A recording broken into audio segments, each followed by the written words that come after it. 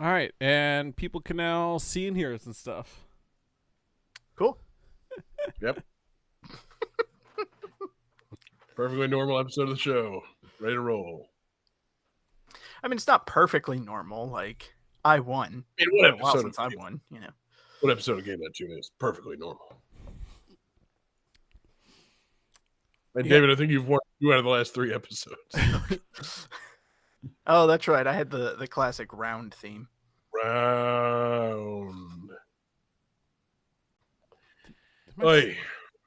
Did my... Oh, okay, my scorekeeper crashed, so let me fix that real quick. Johnny? And why is my soundboard running? Oh, I guess... Sorry, every time I look over, I just lose it.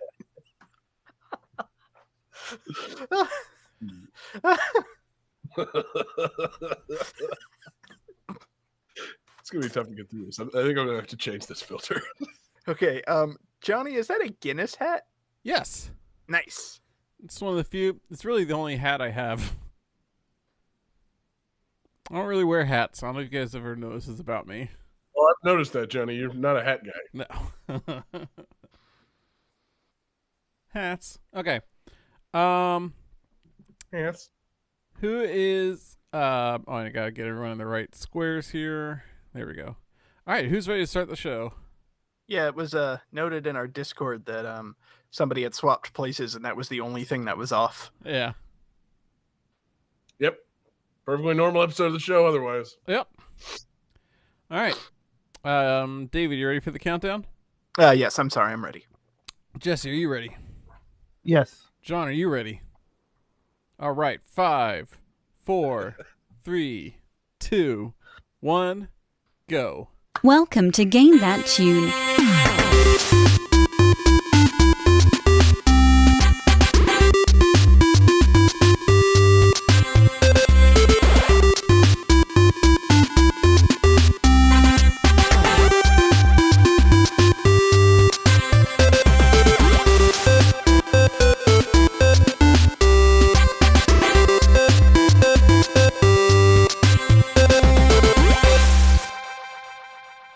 Oh, yeah. What is going on, everybody? It's Game That Tune, and we are back in the house once again.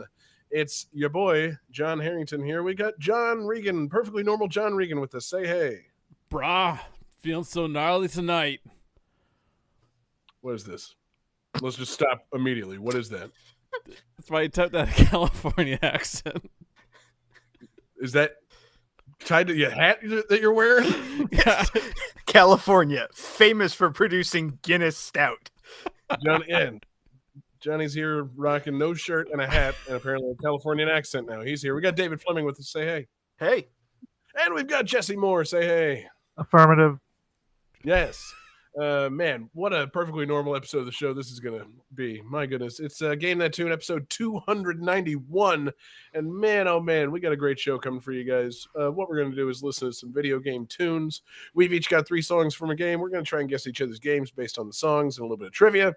We're going to goof off and have a lot of fun. And the winner at the end of the night picks the theme for the next episode and plays some bonus tunes. And our winner last week was the old David Fleming.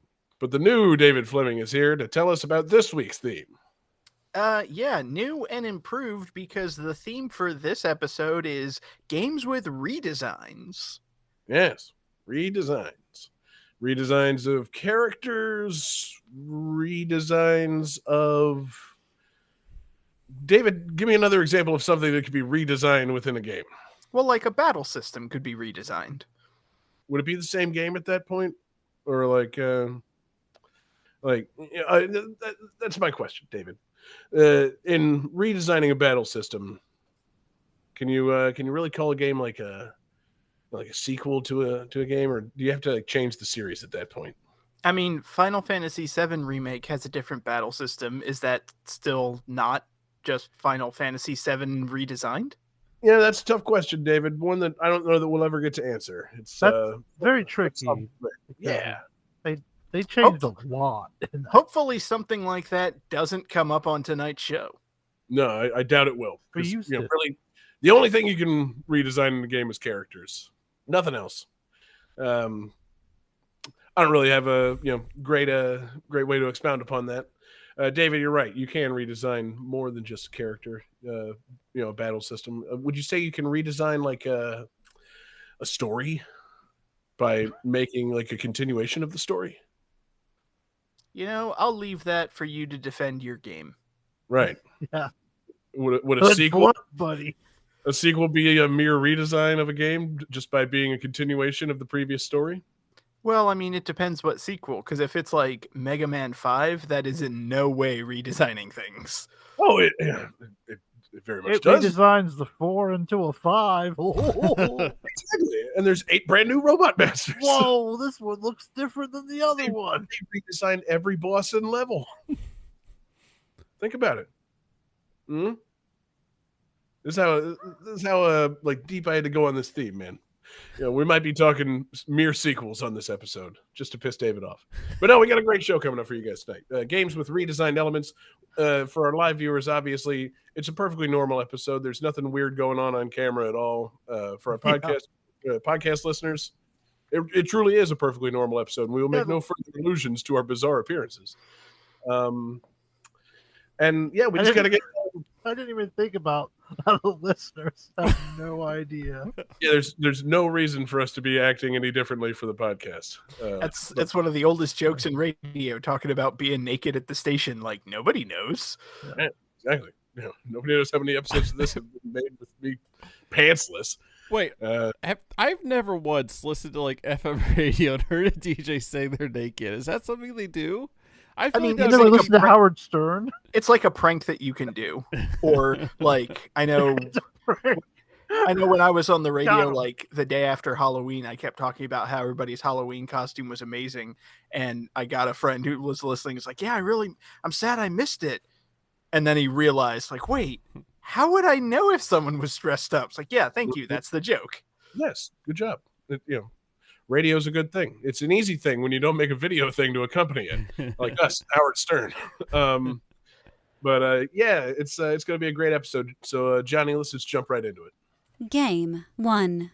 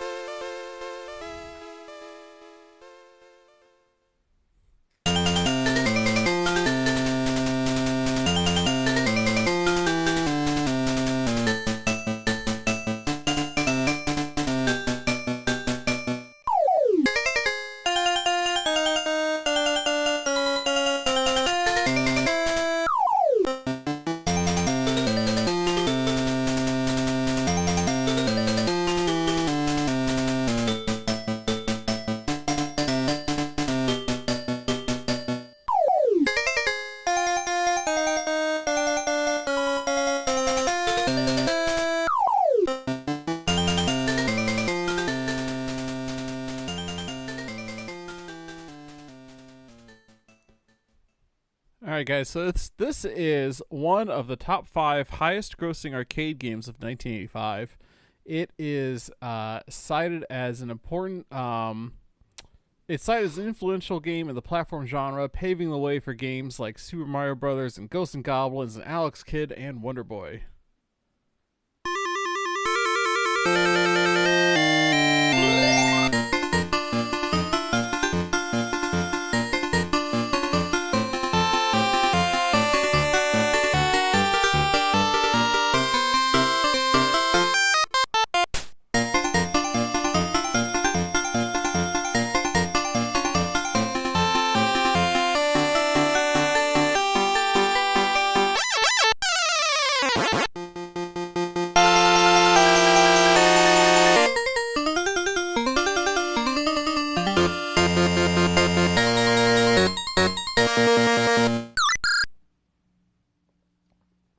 Alright, who's got some answers?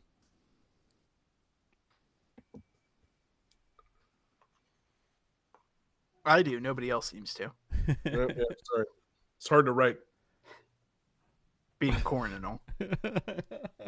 Send more references, David. Our podcast listeners aren't going to have any idea what's happening. That's the point. Oh, no, I can't show my answers. Yeah, I was wondering about that. Uh-oh.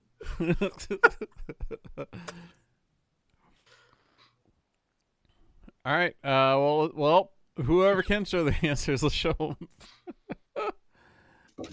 All right. So let's see. Oh, God, I can't read yours, John. You'll have to read it to me. What does yours say? Looks like it's Mappy. Mappy? It is. Okay. John says Mappy. David Yeah. says Dig Dug 2. And Jesse says Buggy Boy. Yep. These are all incorrect. This is Pac Land.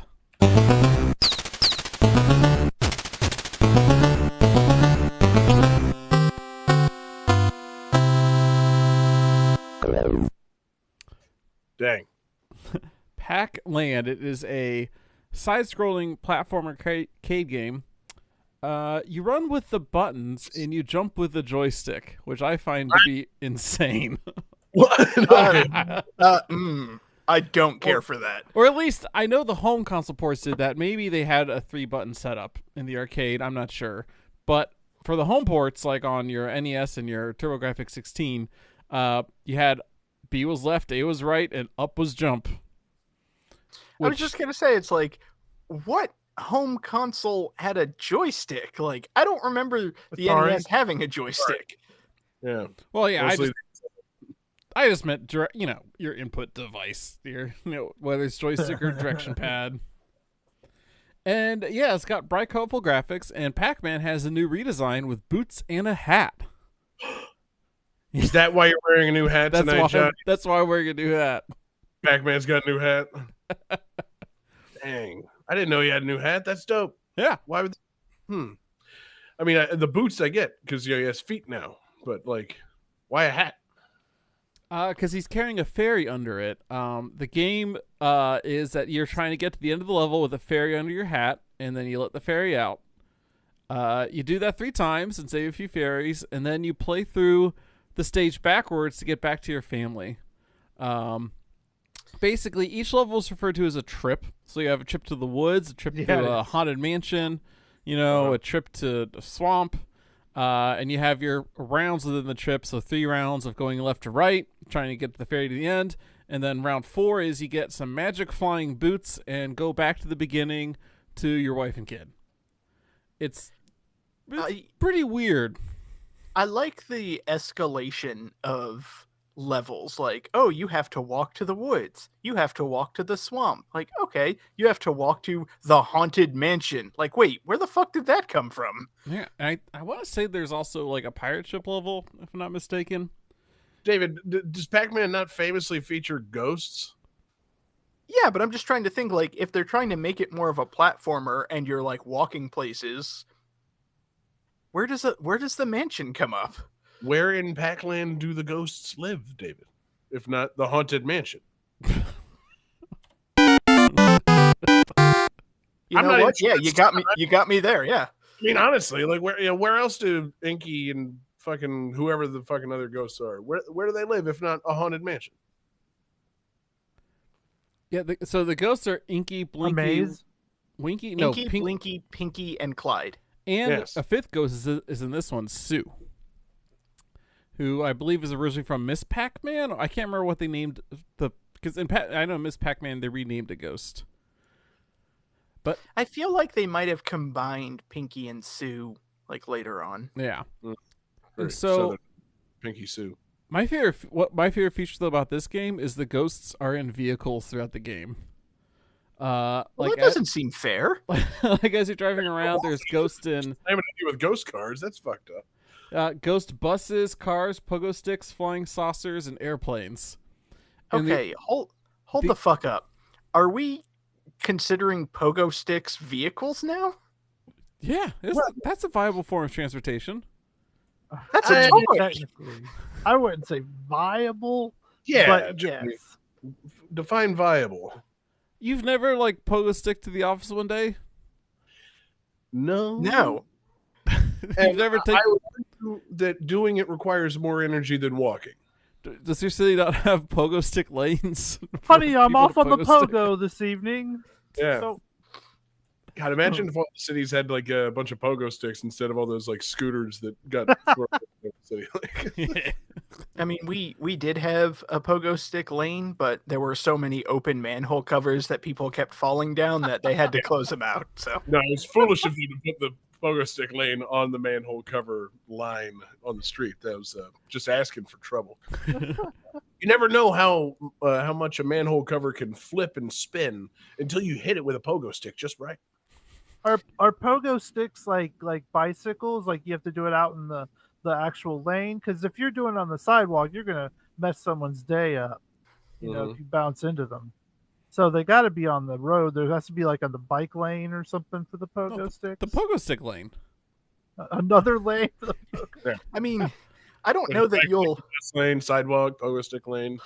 I don't know that you'll actually mess someone up on a sidewalk because a person just walking regularly can probably outpace a pogo stick. Yeah, but if you're coming up behind them, they got like earbuds on, they don't hear you, and you like, dodge like a squirrel or something and just go careening into them, then it's going to be a bad time for all involved. No, see, Jesse, that's rule number 1 is you never swerve for a squirrel.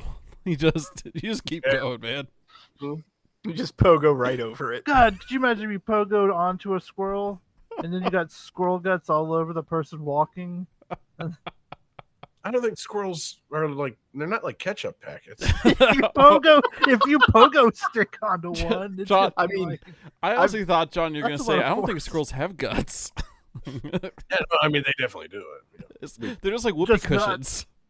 So I was gonna say, I thought John was gonna say, I don't think a squirrel will just stand there. Like if you come pogoing at it, it'll move. Well, I knew a person that stepped on a squirrel while wearing a blower on his back that was, very loud. So it's possible. Some squirrels are dumb. Yeah, it's pretty stupid squirrel. I mean, that's the thing also, David. Yeah. Squirrels might start crossing the road while you're pogoing and make it halfway and then run back directly underneath your pogo stick. It's not like they're just fucking standing there asking for it. They're stupid. So David's never driven a car, so he doesn't understand this. So anyway, he's also never driven a pogo stick. Yeah. So anyway, Pac-Land. So what I love also about this is the ghosts that fly the airplanes drop mini ghosts, like little mini ghost bombs on you. But it feels like they're just throwing their children out of a plane. Like it's very weird. Not just like use Kleenex. Well, they blow their nose and then drop it out of the plane and it lands on you and you're like, oh no.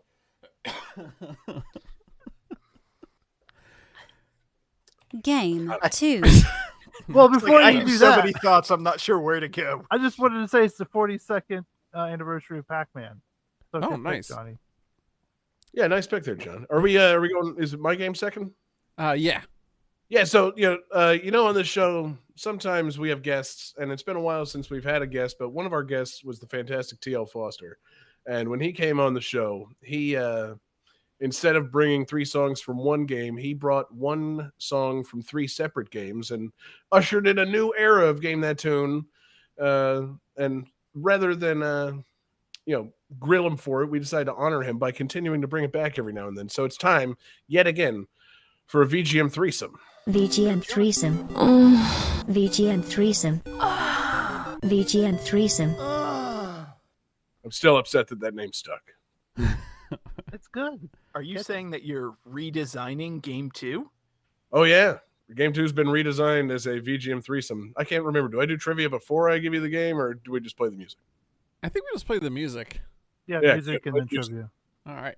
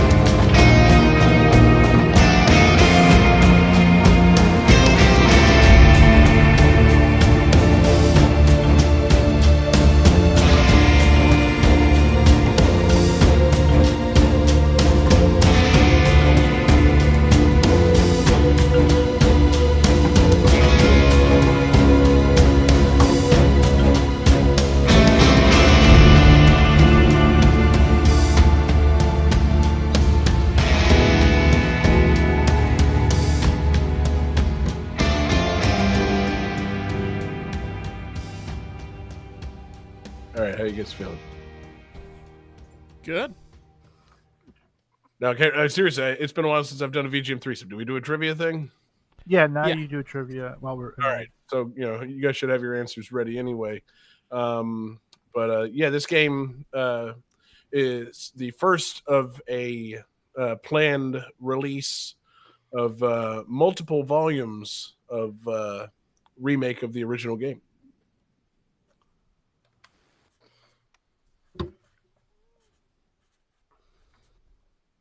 Okay. Oh, wait a second. I'm fucking dumb. Oh, man, I really want to know what you wrote first.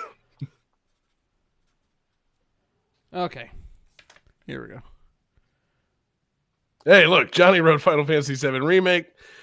He's correct. David said Metal Gear Solid 5. Incorrect. Jesse says Final Fantasy VII Crisis Core.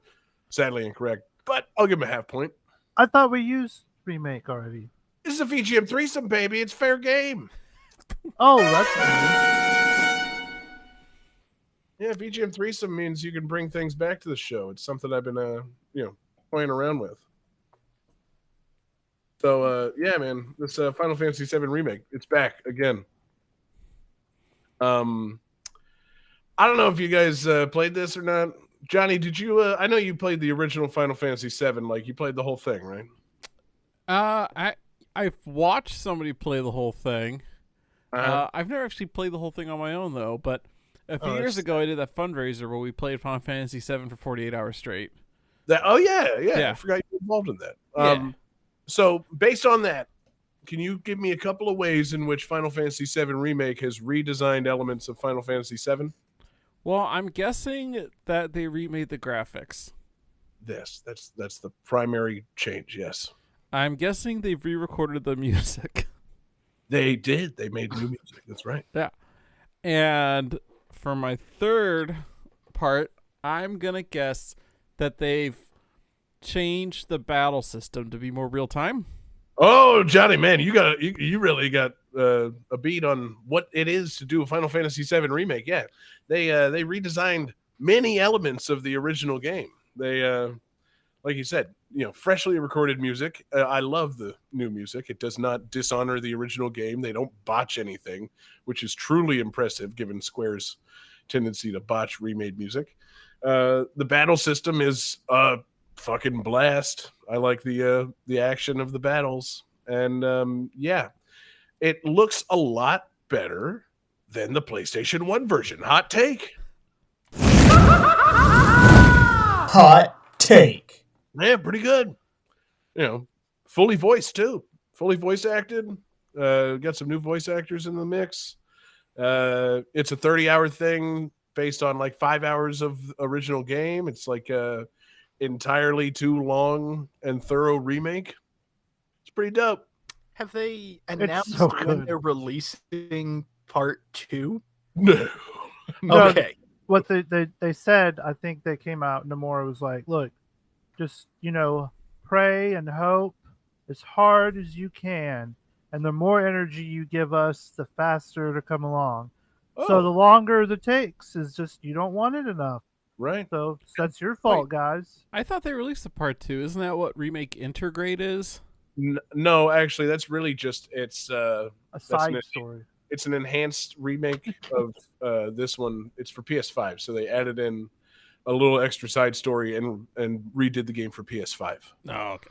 I mean, knowing Square, they're going to release like 3 other Final Fantasy remake chapter 1s before the chapter 2 comes out. Right. And there's probably going to be a mobile tie-in. It's strange. They've already had the mobile tie-in. Yeah, they already. All right, well, there you go.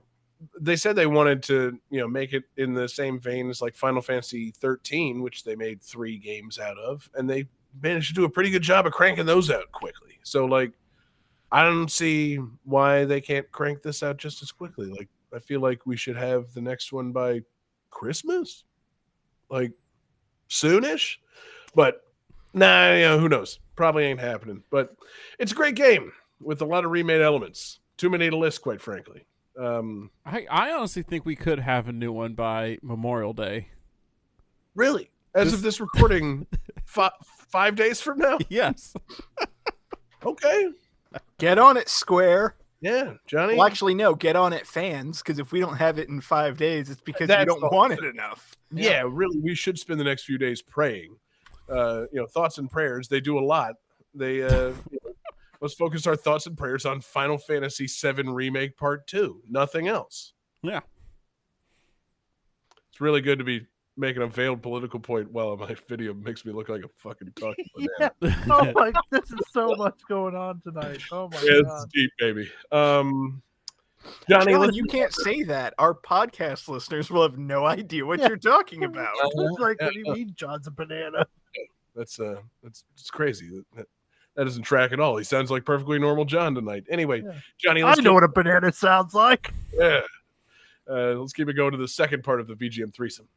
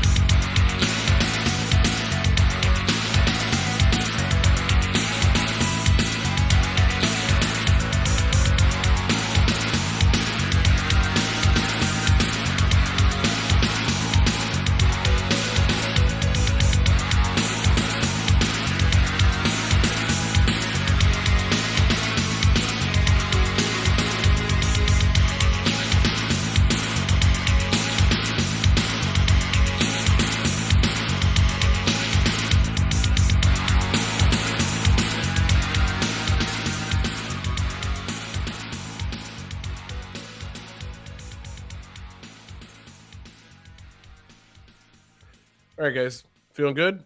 Yeah. Trivia? I'm feeling pretty good. Trivia, please. All right, so this character, whose theme we just heard, was redesigned from his original appearance, now sporting a new jumpsuit and some handcuffs, and his taunt in this game actually reveals that he can easily take the handcuffs off. Yeah. Oh, Johnny, very much on the right track.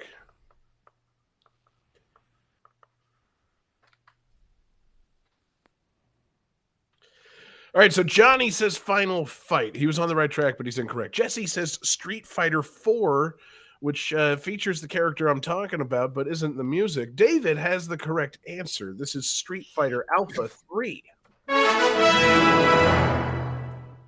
Yes. David, tell him about that character we're talking about. That would be Cody. Yeah. Good old Cody. Not one of my favorite Final Fight characters, but one of my favorite Street Fighter characters. Agreed. I mean, I guess the benefit of him being in Street Fighter is he doesn't have to compare to Hagar, basically. Like, who's going to pick Cody? When you got Hagar and you got Guy, he's a ninja. Like, why are you going to pick Cody? Yeah, So- he's just like the middle of the road generic dude. Like, Guy has the speed, Hagar has the strength, Cody is also there. Cody has the T-shirt. It's just nothing really going on. But yeah, I love his redesign. He went to jail because he was beating up too many people, and he's got a jail suit on and handcuffs. It's very funny to me. I love like how Street Fighter started to incorporate the Final Fight series and then like build on its story. Cause yeah, like Cody was beating up the Mad Gear gang and then decided to become like an urban vigilante and just beat everyone's ass, got arrested, and then joined the Street Fighter tournament. Yeah. And then he becomes the mayor. Right. Yeah, finally, gets out, gets his redemption. He gets a slick new look. He gets to be the mayor himself. It's good. I love Cody. And I like his Street Fighter moves. I like his a tornado punch, and you can pick up a knife on the stage and throw dirt in people's face. And he's a great addition to Street Fighter, man. Love me some Cody.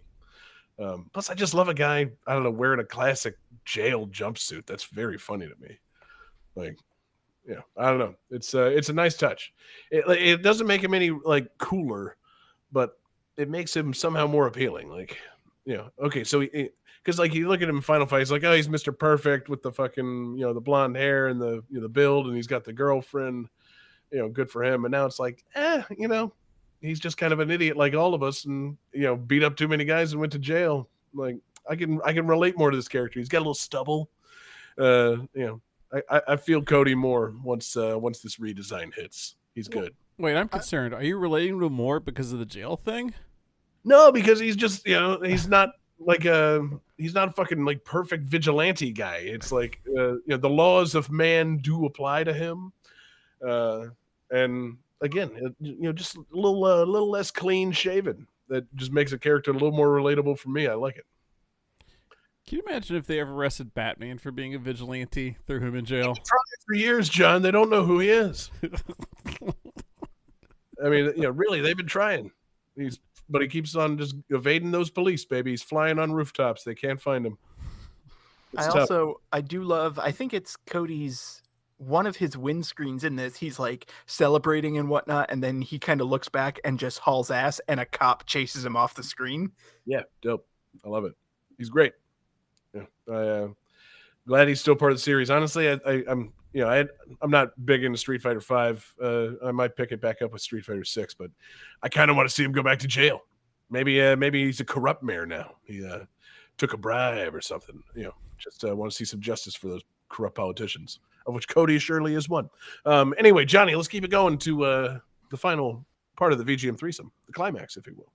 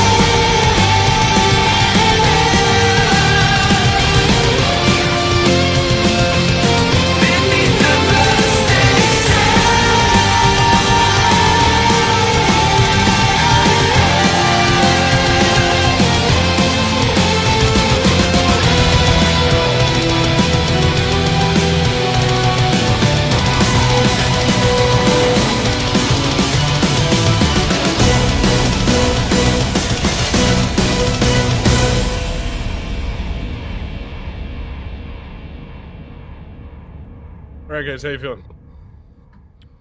I'm feeling confident in my answer. Good. You should, based on the music. But did you know that this game is not the first playable appearance of this redesigned character? I think that pretty much cinches it. Yep. All right, Johnny, he's got Pac-Land way off.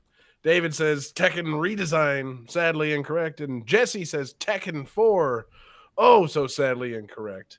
No, that was not Tekken music at all, guys. This is Metal Gear Rising Revengeance. Oh, that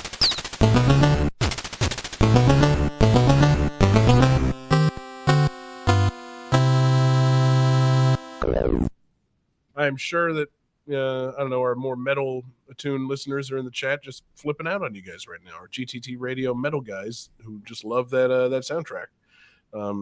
Sad. You mean sad. metal as in Metal Gear fans or metal as in metal music fans? Both. Okay. Yes. Yeah, fans of heavy metal and Metal Gear are both disappointed in you. I am both myself. This game, pretty great. This redesign may be the greatest redesign in the history of video games. Like, I'm a Metal Gear Solid 2 defender. I love Metal Gear Solid 2 and always have. I don't have the beef with Raiden that everybody else has, but I fully recognize the need to make this fucking redesign. Like, yeah, I'm cool with Raiden too. Raiden is so dope. Oh man, goes from being like a whiny little bitch character made to make fun of people for playing the game to the most badass cyborg gymnastic ninja of all time. It's a good move. Really good. Really great. I don't know. I can throw out a bonus point. First person to ring in and tell me the first playable appearance of badass Raiden. Dang. David. Metal Gear Solid 2? No, he was not badass in that. That was the whole point. Metal Gear Solid 2, the sequel? What do they call it? Oh. No. Jesse, do you have a guess as to when new slick badass Raiden was playable for the first time? Was it? You mean like the ninja one? Yeah, like this Raiden, Metal Gear Rising Revengeance, fucking cyborg ninja Raiden. Didn't 4 come out before Revengeance? It did, but he was not playable in that. Oh, he wasn't playable. Was No, it that was just there. skateboarding game? No, it's not a skateboarding game. Okay, because you can't play as him, and there's a skateboarding game. Right. Was it Tekken 4? No, Tekken 4 came out. Oh, was he in Soul Calibur? No, I don't think so. No. The answer I'm looking for, of course, Pac-Man. is PlayStation All-Stars Battle Royale. Oh, that one. That game everyone loved and played forever. That game that everybody loved. It's wait, John. It's so weird. Can you shout more things as the corn? It's so good. I really don't want to have to raise my voice again tonight, guys. Yeah. It's so weird to think about PlayStation All-Stars Battle Royale having PlayStation characters in it. Right. Because I remember it mostly of adding like third parties, like, oh yeah, we're gonna throw in Heihachi and the Big Daddy and like, and Raiden from. Well, I do feel like Heihachi, like Tekken, is Tekken and PlayStation dominantly a PlayStation thing, Yeah, Tekken 3 is one of the top 5 selling PlayStation 1 games of all time. He's a PlayStation guy, firmly. But Jim Ryan doesn't like Sony PlayStation games, so that's probably why this game failed, because they don't care about their history. Right. Anyway, we're not talking about PlayStation All-Stars Battle Royale, except to say Raiden, the badass Raiden ninja, was playable in that before Metal Gear Rising Revengeance. Metal Gear Rising Revengeance is a fucking fantastic game. I think it should get a sequel, but at the same time, I also feel like it's just a really fantastic one-off game. Like they don't need to go back to this. It's a blast. It just takes everything like that is potentially cool about Raiden's new appearance in Metal Gear Solid 4 and PlayStation All Stars Battle Royale, and lets you do a bunch of wild shit. Like, it's great. Raiden's great. Hope that character is happy now. He gets right off into the sunset. And this has been a good VGM threesome. So Johnny, let's just keep it going to game three. Game 3. Yes.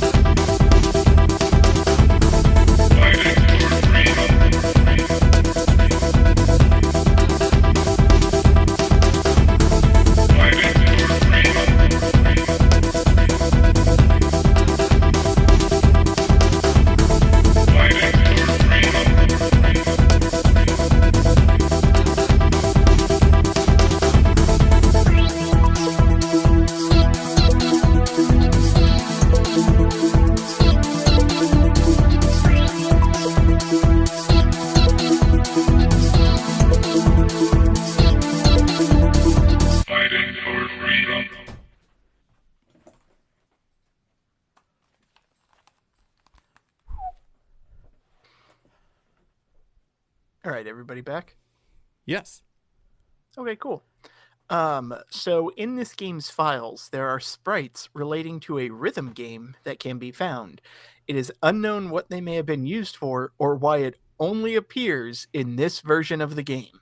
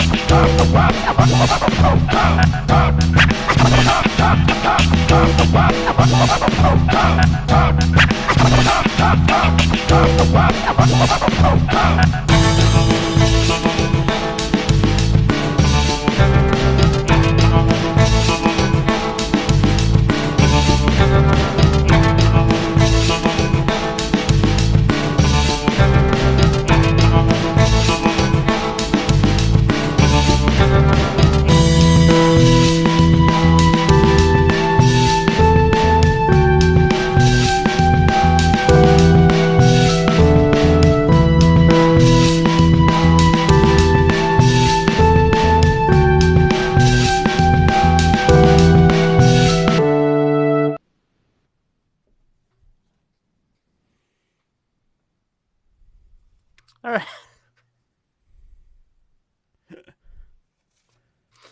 All right. So, anybody need an additional piece of trivia? I'm good. Yeah, I think Okay, I'm cool. great. While you all are writing your answers, I do want to give a shout out because this was our fan request. This came to us from our Discord from Acre. Good one, Acre. For the record, I was going to use the request from our social media site, but that game was not released in America. So, Ooh. Oh man, sorry, GameThatTune.clubbers.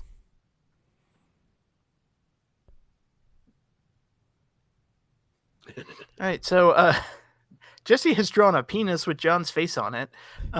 John and Johnny both say the world ends with you. We're going to have to check with our judges because this is the World Ends With You final remix. And the judges say, yeah, that's fine. 2 points. Joke's on you. So, yeah. I was going to hit the 2 correct sound no matter what you said. So, yeah, this is the World Ends With You final remix, the redesigned version of the DS Classic on the Switch. I didn't know they came out with a version of this for the Switch. They did. It's very interesting because the game on DS used the touchscreen exclusively for combat. So when they decided to port this to Switch, wait, how is this going to work? Because it uses 2 screens and a touchscreen. They kind of excuse me.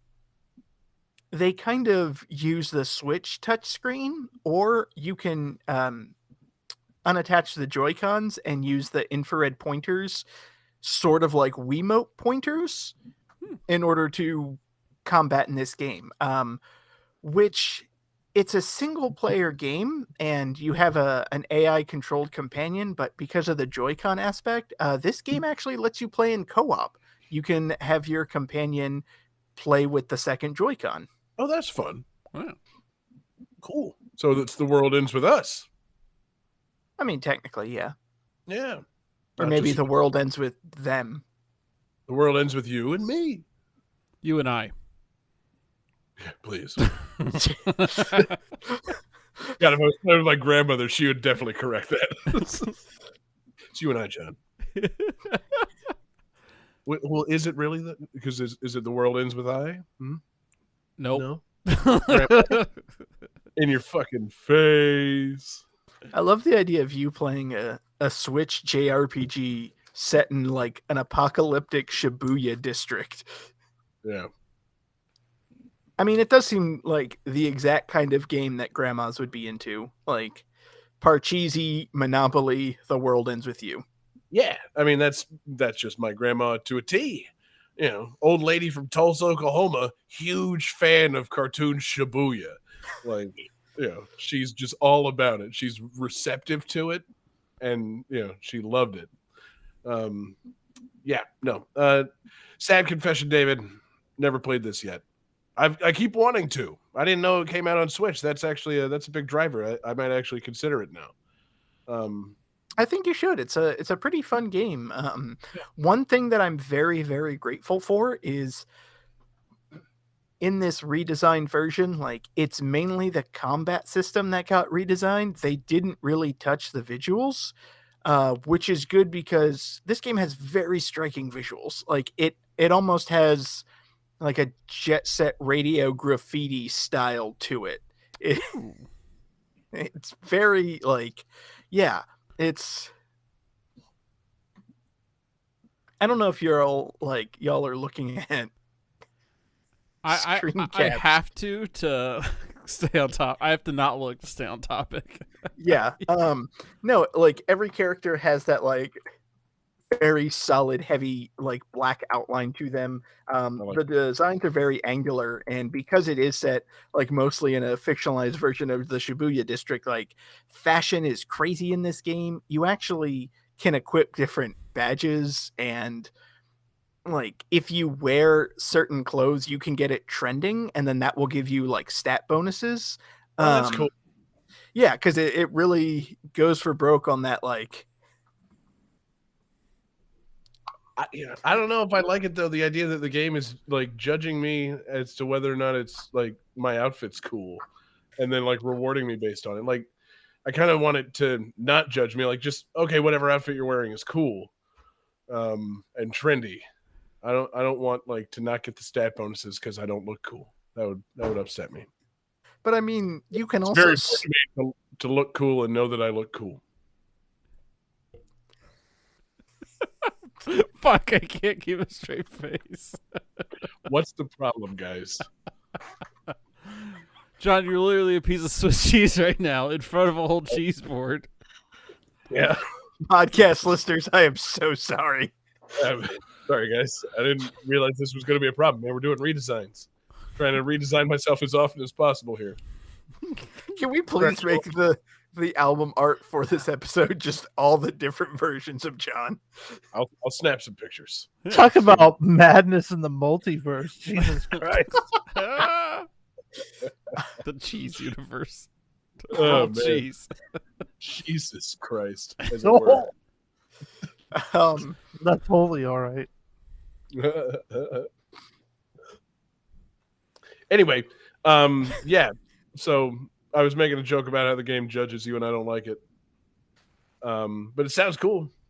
Super stylized Shibuya. Yeah, like it's a very stylized JRPG. If I recall correctly, the game doesn't have like random encounters. It has that sort of thing where like enemies appear in the overworld and you can choose, and you can also adjust your level before you go to fight them. So like if you want to grind, you can lower your level. Oh god, that's so much worse. Go into a fight, beat them, and you'll gain like more experience and money and stuff. So yeah, this does have a lot of like nice quality of life improvements for a JRPG. And like I said, they pretty much had to redesign the battle system. But they kept the visuals, and I'm very glad for that because this is a gorgeous looking game.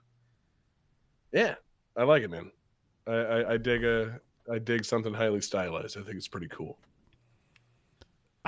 God, damn I it. just have to cover that corner of my screen. I'm so sorry, podcast listeners. We're going to wonder why we can't get through a sentence. Hey, Honestly- at the same time, this is why you should tune in live or watch Honest- the video replay. I was going to say, if you're listening to us in podcast form, just pull up the video replay. Wow, yeah. I guess they could. Sorry. I thought you had more to say about this. I'm trying to redesign myself yet again. No, it's just it was a fun game on the DS, and I'm glad they ported it to Switch, just proving that, 99% of games are perfect for Switch. Please stop waggling your eyebrows at me. Why? It's very unnerving. Oh, I'm sorry, pal. All right. Jesus. Next game. Back to request. Game 4. Oh, yeah. Thank the requester. Thank you, Acre, to in our Discord for giving us a request. Yeah, we love you, Acre. Game and, 4. No, David, go ahead. Sorry, I thought you were done. No, I was just gonna say let's move on. Okay. We're Game 4.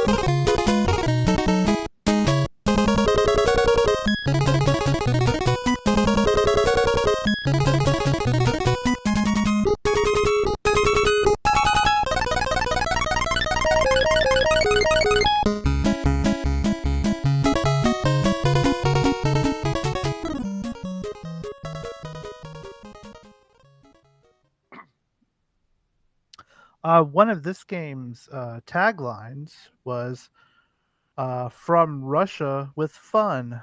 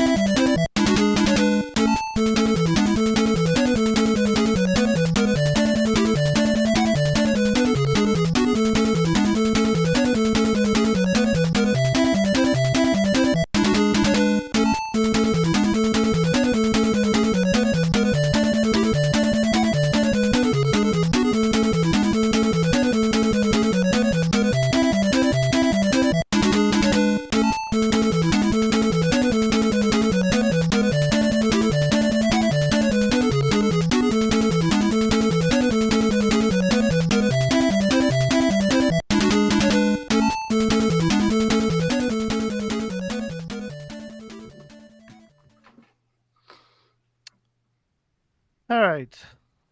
Let's see what you guys have for answers. All right, so John's screen is frozen. Johnny says Tetris 2, that's incorrect. And David says Tetris, which is correct. Is John holding up an answer? No, John, you're frozen on my end too. Oh, he just texted us saying the filters killed his computer. Oh, okay. Because at first he just looked very intense. I'll text real quick and ask, hey man, what's your answer? Give us a second. Let's see. His answer was Tetris 2 also, so he's also incorrect. That's incorrect. See, you tried to play with the power of gods. Yeah. You flew too close to the sun. Snapchat Icarus. Oh, that's my favorite group. Oh, that should absolutely be an episode tag. So he said to continue on. He's going to try to get back in here. So, Jesse, okay, so this is Tetris? For the Tetris NES. for the NES, right? Son of a bitch. So what they did with this is instead of all the blocks being like a pea soup color, they added colors. So they redesigned the characters in this game. So now you got like a red block, you got like a blue block, I think a yellow one. Are Totanomo's characters? Yeah, do they have I know names and personalities and traits? You weren't the around to internet- see all the people wanting L block for Smash?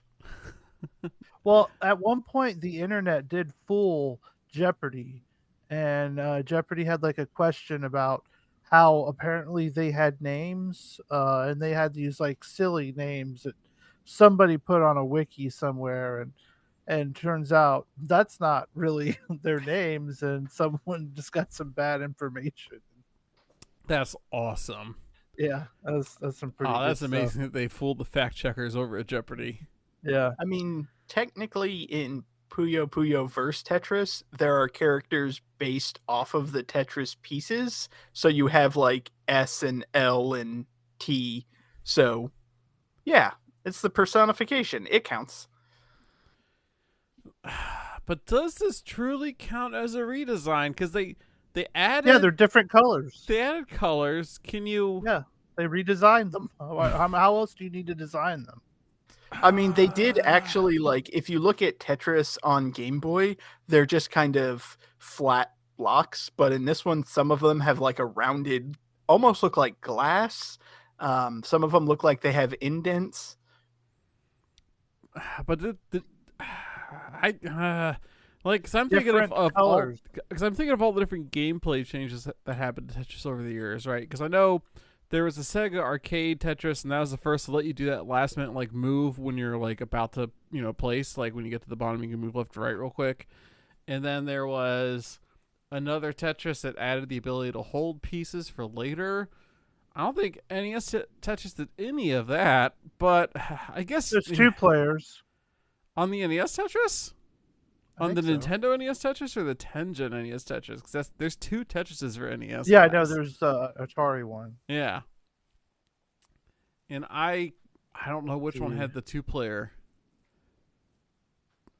I'm pretty sure it was Tetris on NES because I remember playing this with my sister. Well, I mean, okay, so it probably was the Nintendo one, because that Tengen one was definitely like pretty rare because it was not licensed by Unlicensed. Nintendo. It was they broke the CRC lockout chip shit that was on there.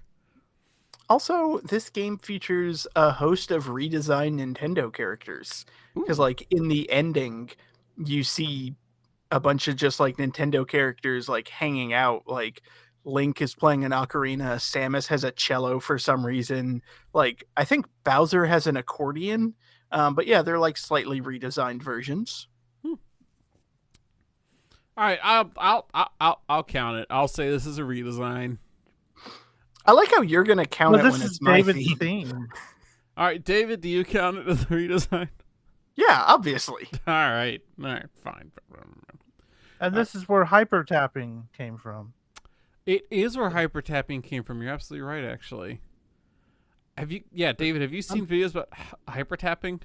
I was going to say, I'm That sorry, stuff's what wild. is hyper tapping? Oh man, you're not playing Tetris right. None Yeah. of us are. Is that the thing where you spin the block so fast that it just like stays in place? It's where you balance the controller on your foot, if I'm not mistaken, so that you can like. We're Base- already out.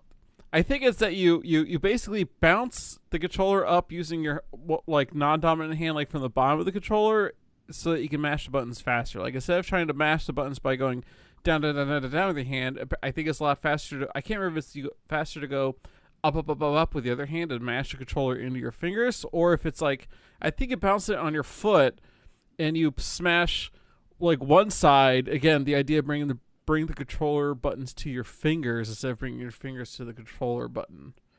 You get what I'm saying? Like you have it balanced like on a. What the fuck are you talking about? Like on a like imagine a seesaw, right? So you're going tap tap tap tap tap, so this side comes up real quick. I get what you're saying, but I feel like this is a joke. Like, do people do this? Yes, this is like what if you want to be a world champion Tetris player, you need to learn how to do this. Apparently, yeah, this is like the top strat. Yeah, it's how you get the fastest button presses in. I don't know how I feel about this. Yeah, it sounds crazy. Like that's insane. Well, because one, it kind of is a little crazy. Like let's be real here.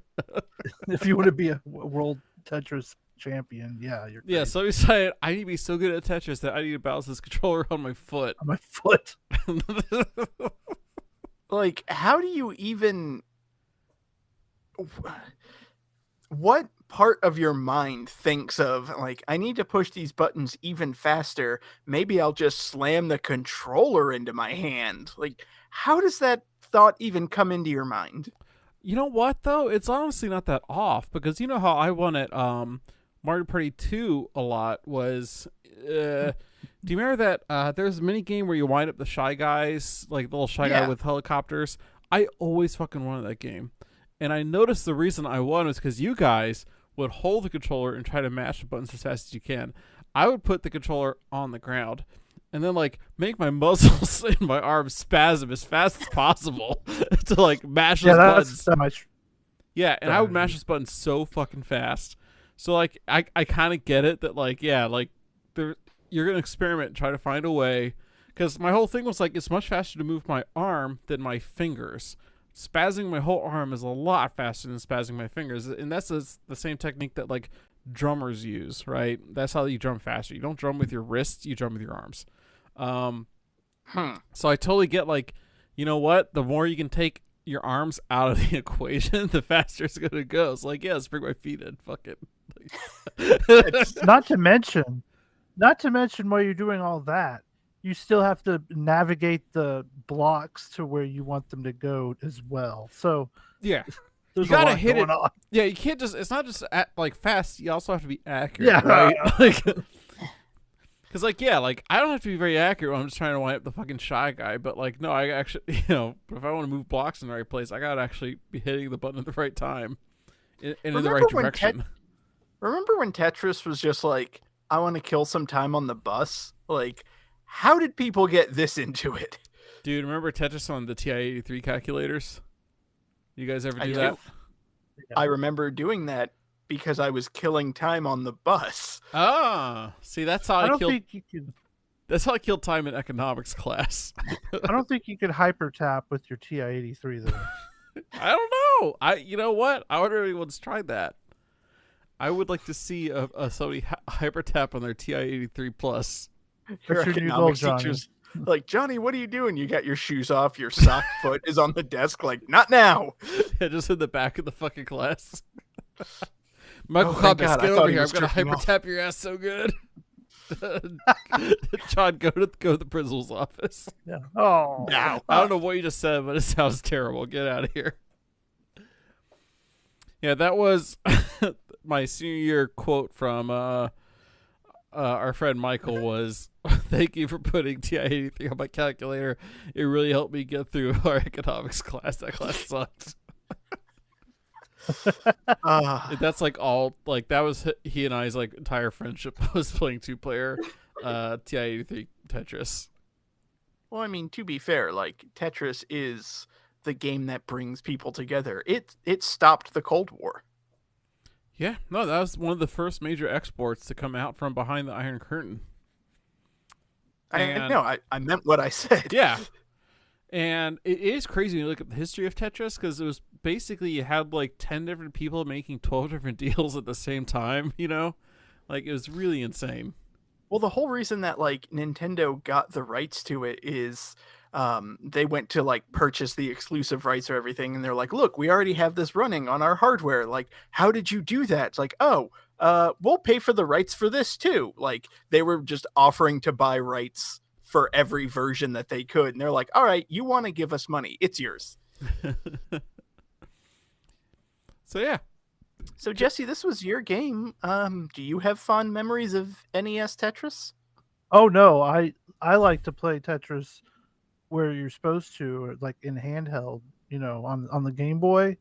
Like for me, the TV was for like games where you're going to be sitting around for a while, and like Tetris was more of a, I'm going to play this for like 10 to 15 minutes. And so I basically just picked this because they changed the colors of the blocks, and I felt that was a pretty good redesign. Yeah. So no marathon Tetris sessions for you? No, I was when I was growing up, we were more of a Dr. Mario household, and I have a lot of trauma from that game. You know, hyper tapping does sound like a pretty good edging technique. Yeah, it does. That's my new subreddit. Hyper tap Now, edging. if it were hyper stroking, I could understand. But are you guys getting off by tapping yourself? Well, if you like just like tap, like, you know, where the where like the head meets the shaft, right under there. There's like an inch under the pee hole. There's like a real sensitive part. Perineum. I forget what that's. Yeah, right there. No, not the. No, the perineum is the taint.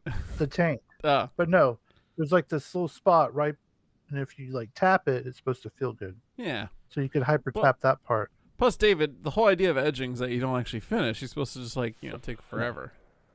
Yeah, I know, but hey, I think John's back. John came back at a great time. It looks like It looks like a logo. Skynet. There we go. Hey. Hey guys. We were just talking about edging. Oh. All right. But I think we're just about to move on to the next game. Yeah. It's a good idea too. Jesse, do you have anything else to say about Tetris on NES? No. All right. Everybody, I'm sorry. It's all good, man. Game 5.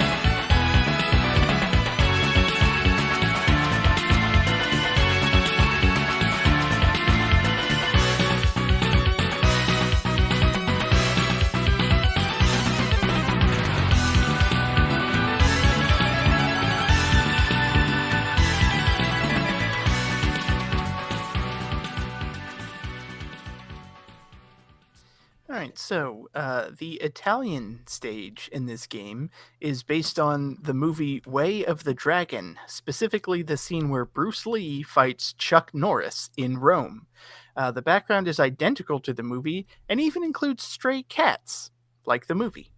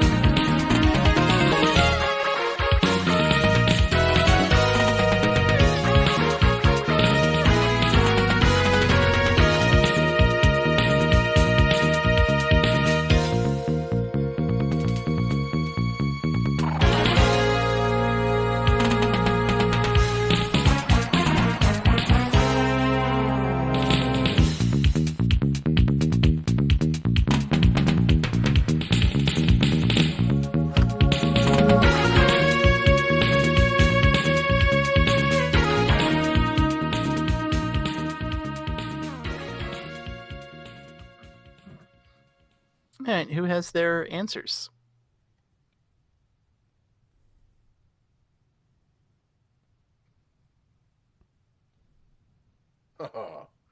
It disappeared, but I wrote the same thing they did. Okay, so everybody says Street Fighter Alpha. That's a hat trick.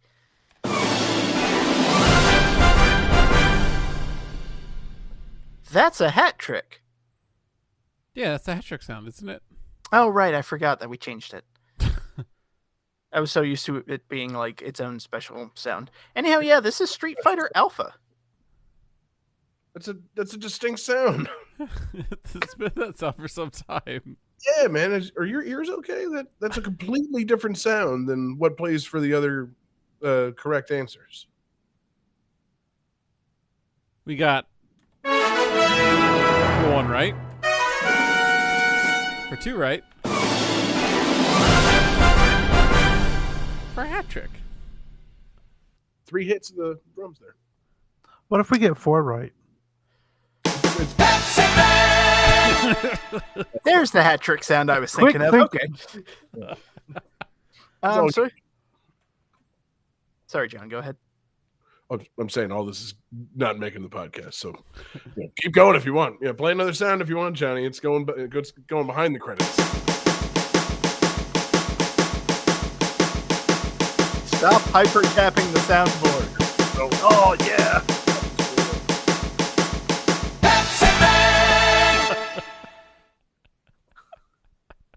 What the fuck was that? So this is Street Fighter Alpha. Anybody else play this? I've never actually played a Street Fighter Alpha game in my life. Have you ever played a Street Fighter game in your life? Yes, I've played those. Okay. But I never played Street Fighter Alpha. What about beta? Johnny always plays Street Fighter Beta. John, I'm not sure if your face was at the Alpha series or at Johnny's soundboard shenanigans. It's the soundboard. Okay, good. I like the Alpha series. I talked about it earlier in this episode. Yeah. I know. I was surprised. Yeah. And I'm happy that we get to bring it back.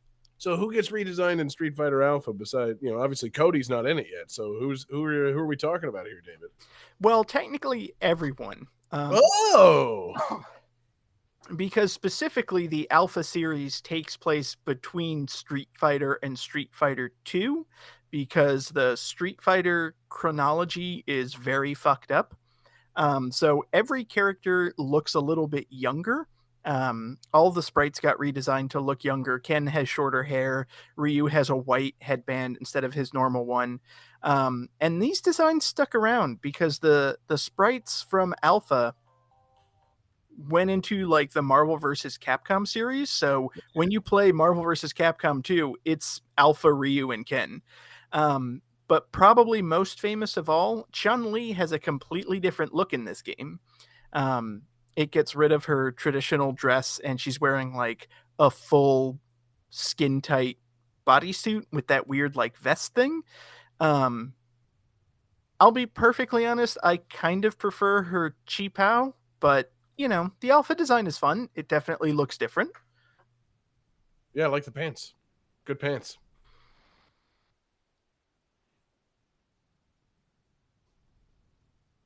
I was really thinking that like somebody else was gonna have something to say about any of That this. was amazing. Like, I'll carry the segment. That's fine, but Yeah, you should.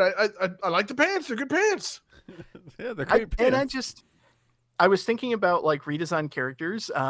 The Chun-Li's Alpha design popped up in my head, probably because it's not my favorite look of hers. But I just started thinking about the Alpha games. I was like, oh, it's a real shame that we've used all those. And then I realized that we only used 2 and 3. We never used the original. I was surprised to hear the music start because I'm like, well, surely David's not double dipping into the Street Fighter Alpha games. And then I looked, and sure enough, we haven't used Alpha 1 yet. So, well done, David. Great. Plus, the whole Alpha series is almost like a redesign of the Street Fighter games because it's more fast-paced. It's a little more anime inspired. Like, it definitely begets the Marvel vs. Capcom series where they just go completely fucking bonkers. The first game doesn't do too much crazy stuff. It's in like Alpha 2 and Alpha 3 where you get the counters and the custom combos and the like V-isms and whatnot.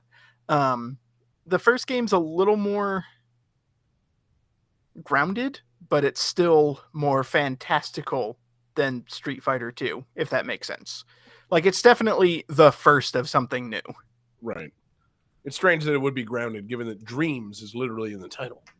You could be having crazy, wild, dream matches in this game, but no, it's grounded a little bit, just to not hit everybody with some crazy shit in this new spin-off series. I guess it's a good idea. It's grounded in the sense that all Street Fighter games are grounded, where you can have a green feral monkey man with electricity. Right. As grounded as Blanca can be, yes. Or in this game, I guess the equivalent would kind of be Rose, who is a fortune teller, but she has like a mystical scarf that she can shock you with and like throws tarot cards and shit. Okay. Yeah, I was gonna say like they could have made it like really fantastical by adding in like some Darkstalkers characters or something. I was really, really hoping that when they were making a big deal about the final character for Street Fighter V, it would have been a Darkstalkers character. Yeah, but sadly, no. Back in these days, with all these great-looking sprites, just move them on over to this game. I don't know. Seems like a home run. We just don't have enough games featuring Morrigan. I feel like she's kind of underutilized. David, I'm sure you agree. I mean, she's only been in like every Capcom crossover game ever. Right. So why not have her be in one more? I mean, I'd be fine with her in this. Everybody loves Morrigan. That's or Felicia. Which one? I mean, I'm definitely a Felicia kind of guy. That's yeah. She is just my exact speed. But also I guess David could speak more to this as somebody who's probably played Darkstalkers. What if, and just stay with me here, what if they brought a character from Darkstalkers over to Street Fighter and it wasn't one of the women? I mean, I could see Donovan. The mummy. Well, An Actress would be amazing. Mhm. An Acra seems like it'd be a bit of a stretch. Oh, Yeah, I knew the joke I was making. the Definitely knew what I was snowman. talking Yeah, Uh, he is pretty good. He's Oh, cool. Yeti would be awesome. Darkstalkers, man. Let's make a new one of those. That's why I'm excited for that Capcom Fighting Collection, because it has all the Darkstalkers games, and I want people to buy it. So Capcom says, like, oh, hey, we should totally make more of these. Yeah, I don't understand why they haven't. I don't know. Yeah. Everything old is new again. Fucking, how about a legacy sequel? Darkstalkers, what would it be now? 4 or 5? Like, fucking, I think technically it would be 4. yeah, bring it back. Want to see these fucking sexy monsters in HD with, I don't know, given Capcom's recent style, like hair that looks like clay and bananas. Pretty good. Yeah, love a fucking full werewolf of banana hair. It'd be good, real good. But yeah, David, who's your favorite character in Street Fighter Alpha? Not the whole series, just the first one. Just the first one, I would probably be a basic bitch and say Ryu. Yeah, that's pretty fucking basic, man. You got all these cool new characters, and you don't want to fuck with them. You got something to get dirty. I tried playing Sodom, but I just couldn't quite get the hang of him. Which is a shame, because he's a Final Fight boss, and it would be awesome to play as him. But yeah, and so did this one add Guy? So this one added Guy and Sodom? Yeah. And then 2 added Rolento, and then 3 added Cody. Mm-hmm. What's your thoughts on Rolento? Because he seems pretty cool. I think he's a cool character. I don't know how I feel about him in Street Fighter, because he's throwing grenades, and Right. that seems unfair. Yeah, a bit of a game breaker there. But I think the concept and the look and the general vibe of the character is pretty cool. I do love his beret. Like, his Yes, beret is really nice. That's mostly what I'm talking about. He's got a good look. Yeah. Military dude. I feel like, is he sleeveless? Also a beret. Good look. Good guy. Yeah, like Adon. I realize he's not really a Street Fighter Alpha original. I guess he has been around since like the first Street Fighter or some shit. But I guess now he's playable. So Right. he's pretty cool. He's like a shrieking kickboxing guy. I was going to say, he's like protege of Sagat, as I remember. Yeah. Just a guy with like a really sharp head of hair. And this game also introduces Charlie, who's basically redesigned Guile. Yep. And okay, so where do you stand? Who's your guy, Charlie or Guile? I mean, Guile. I like the flat top over the giant hook. I mean, yeah, if we're just talking hair, Guile wins all the time. But I don't know, man. I kind of also, I dig Charlie's look. I like the, like the green pants and the orange. I don't want to call it a tactical vest. There doesn't seem to be any tactics involved, but something about that vest. It's so 90s. I just fucking love it. But I think the tactic is making you think there's no tactics involved. Exactly. Yeah. The vest is not essential to the character, or is it? Sleeper tactics. Yeah, Charlie is secretly all vest. The character is actually the vest, and the body is just a vessel to carry the vest. Okay, now this is starting to sound like a cult.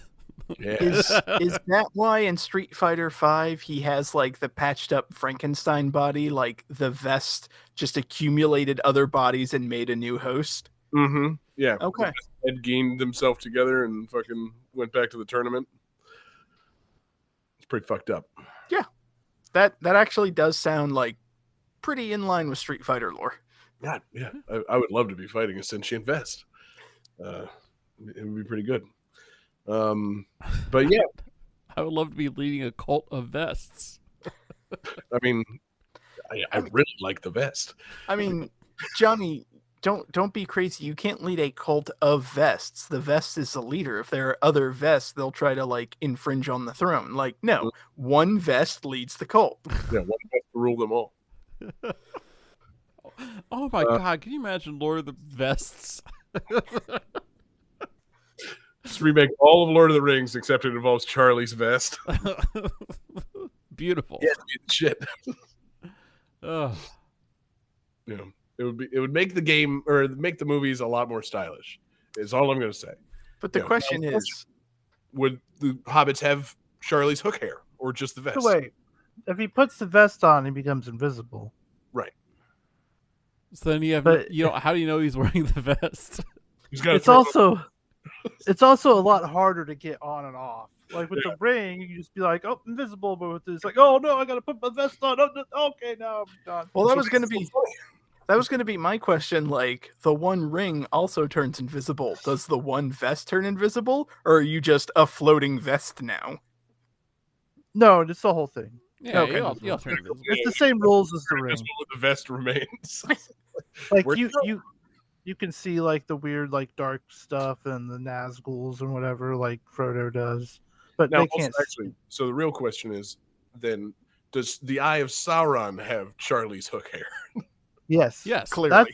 I thought that was implied. Right up there on the tower, it's just a big eye with a crazy hair. That's like, you know how the tower has those like cones where the eye rests? Instead, it has the hair, and that's where the eye is. Mm-hmm. It's also like Egon's hair in the new Ghostbusters cartoon. Yeah, True. Yeah. Now, here's my question. I mean, real talk.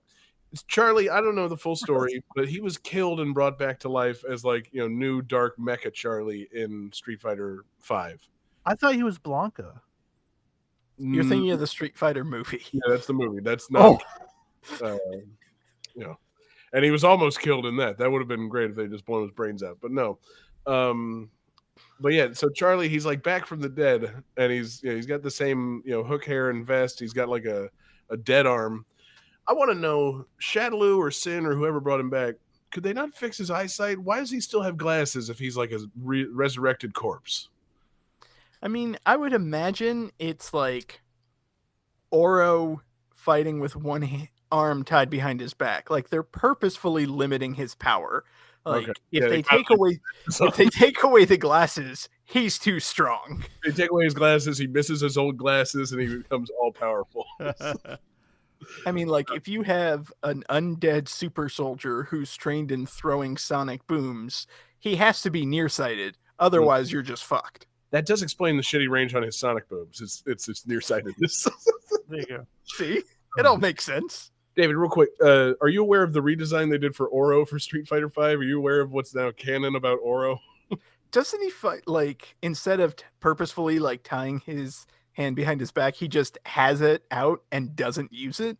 He's holding something. Do you know what he's holding? No. You should look it up.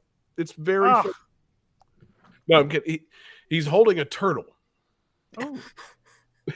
That's awesome. Yeah. So I don't know if he's just sworn to protect the turtle or what, but yeah, Oro is holding a turtle at all times, and that's why he only uses one hand in combat.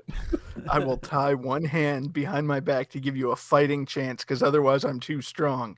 Well, I'm only going to use one hand because, Mr. Shelley needs to be comforted. Exactly. Yeah, I got to protect Shelley over here. And you see, the real question then is the turtle the real character? Are you playing as Oro the turtle and you're just controlling his bodyguard? Oh, it's like a Ratatouille situation? Yes, I think that's exactly what's going on. God, could you imagine if you put the vest on the turtle? God, can you imagine? Yeah, a fucking all-powerful, all-seeing turtle with a Charlie vest on and fucking hook hair. Well, then you can't see the turtle if he puts the vest on. Well, that's what happened in Street Fighter, wherever Oro was originally in. You couldn't see the turtle because he was wearing Charlie's vest. That's okay. There you go. It seemed like he had one hand behind his back, but he was actually holding an invisible Charlie turtle. He was just holding a turtle the entire time, but purposefully behind his back so you wouldn't look at it. Yeah. He was very shy. Don't look at my turtle. Like a service dog. He was like, don't acknowledge the turtle. I'm just going to beat your ass. Shy Shelley. Yeah. No, you can't feed my fucking service turtle. He's on the clock.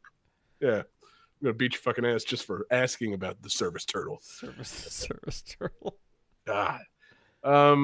Fucking, great pick, David. Love me some Street Fighter Alpha tunes. I need to get one of these collections and actually play the game a little bit because, it's a blind spot for me. It's like one of those things I played briefly back in the day, and I guess like old Street Fighter games really weren't revisiting. I mean, like if you don't have somebody to sit and play them with, like are these worth going back and playing one player? Like just grinding through the arcade mode? I mean, more or less. No, not really. Okay, cool. So yeah, I need to get somebody to hang out and play fighting games with and play that. Because that's the appeal of fighting games. I think one player modes in fighting games have kind of run their course for me. So yeah, some of you guys move to Tallahassee and come play Street Fighter with me. I'll buy it then. Johnny, put your shirt on. Get your ass down here. Okay. Yeah, good. David, anything else? No, I think that's about it. Dope. Calculating computer activated. Computers, beeps, Oh, sorry, I was checking up on the chat. What was that? beeps. Scoring complete. This game's winner is...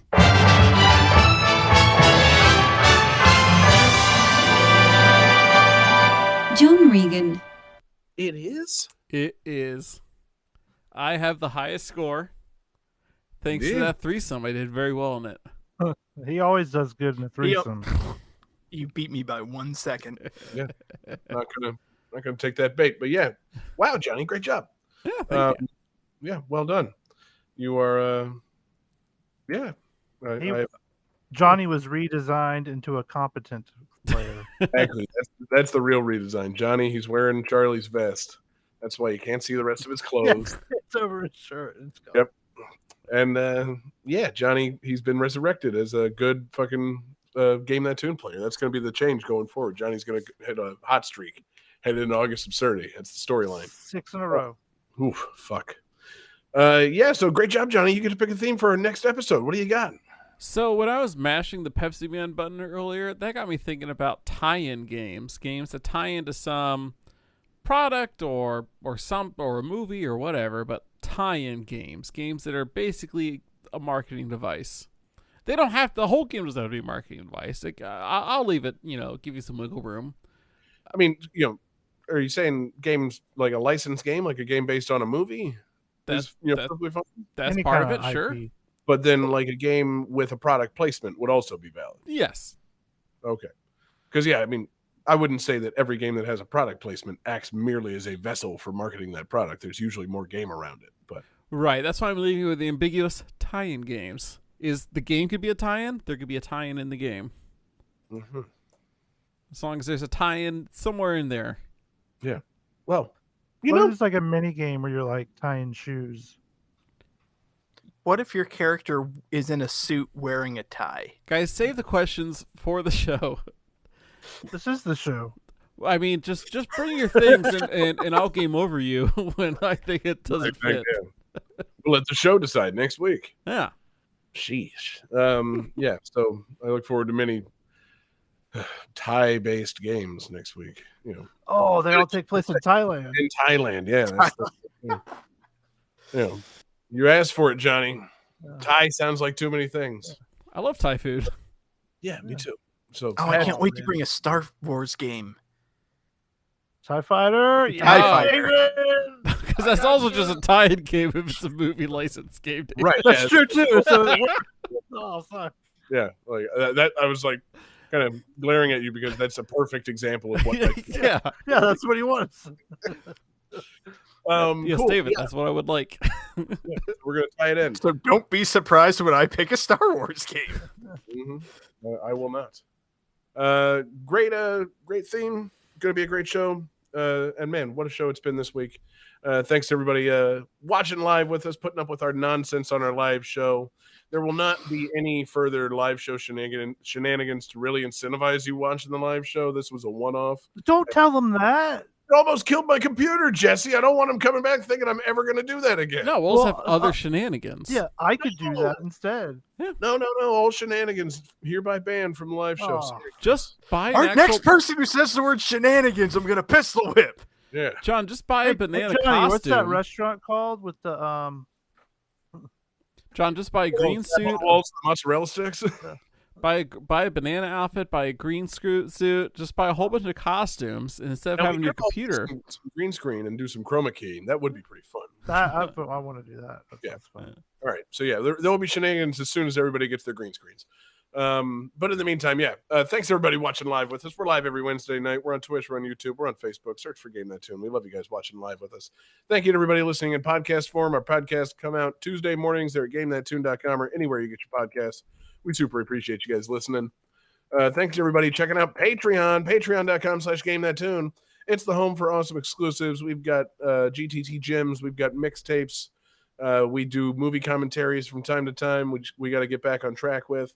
And you help us keep the lights on our 24/7 video game music stream there at radio.gamethattune.com. So we super appreciate you guys checking out Patreon and supporting the show. And we got to give a special shout out to our absurd fans. And man, for the first time since we launched Patreon, I'm leading off with a different name. Our absurd fans: Lance Revere, Damian Beckles, Bradford Stevens, Taylor Y, Sam L, Mork, Tasty, Grimmery, Phoenix Tier 2121, Unsettled Zebra, Akadar, The Kerrigan, and Acre, a fantastic group of patrons at patreon.com/GameThatTune. Thank you to our requester. That was Acre, I believe. Was it not, David? Yes, it was Acre who made his request in our Discord. Yep. Discord's the best place to make your requests. Join us in our Discord server, hang out, chit-chat with us, and make requests. We love you guys joining there. You can also check out GameThatTune.club. It's the silly social media server that we've made for our show. Requests made on GameThatTune.club typically get priority over Discord requests or even Patreon requests, as long as we're still trying to build up that silly, unnecessary audience at GameThatTune.club. I would have gone with their request this week, but it wasn't released in America, so it couldn't. Yeah. All within reason, people. So let's not go nuts. GameThatTune.clubbers. Hey, wait a minute. But David, how do you game over a fan request? You know what I mean? Like what happens if the fan request gets game over and you're still in the game? I mean, game over by not using it. We've game overed a fan request before. Oh yeah, I love game overing the fans. I expect a lot from our fans. But yeah, and so that's pretty much going to do it. And Johnny, sadly, yet again has the bonus tunes. So I'm cautiously excited to hear what Johnny's got to play us out. God, I hope he raps. Well, so John's got me kind of turned on to Yuzo Boy recently, so I just grabbed the latest Yuzo Boy track. I actually haven't heard this one yet. It just came out a few days ago. This is Yuzo Boy, Sonic CD, Collision Chaos, Good Future, the Sega Genesis 16-bit remix. Yep, he is doing a lot of good work over there at youtube.com/UzoBoy. Check him out there because the people have spoken and they don't want him on radio.gamethattune.com. So go check out Yuzo Boy on YouTube and peace out, everybody.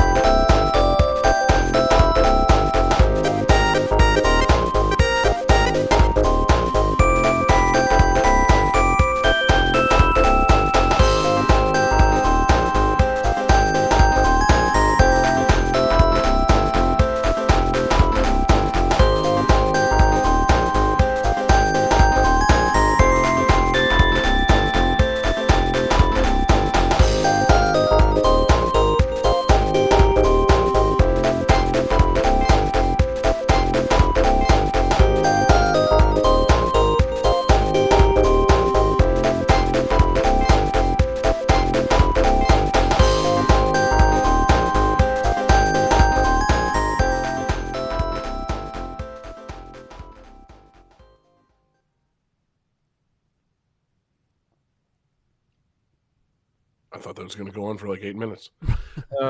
Pac-Land is copyright 1985 Namco Limited. Final Fantasy VII Remake is copyright 2020 Square Enix. Street Fighter Alpha 3 is copyright 1998 Capcom Company Limited. Metal Gear Rising Revengeance is copyright 2013 Konami. The World Ends With You Final Remix is copyright 2018 Square Enix. Tetris is copyright 1989 Nintendo of America Incorporated. Street Fighter Alpha Warriors Dreams is copyright 1995 Capcom Company Limited.